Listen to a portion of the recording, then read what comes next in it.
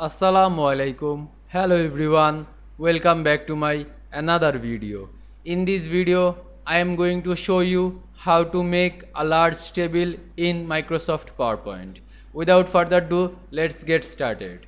At first, you have to go New Slide drop down menu. Then create a blank slide. Then go to Insert menu and insert a table. Now select this table and drag this table like this way.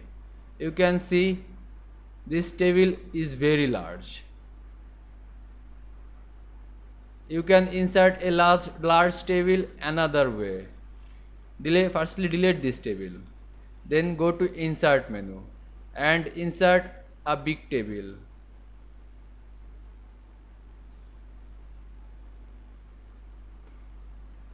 Here you can see I insert a big table, large table very easily.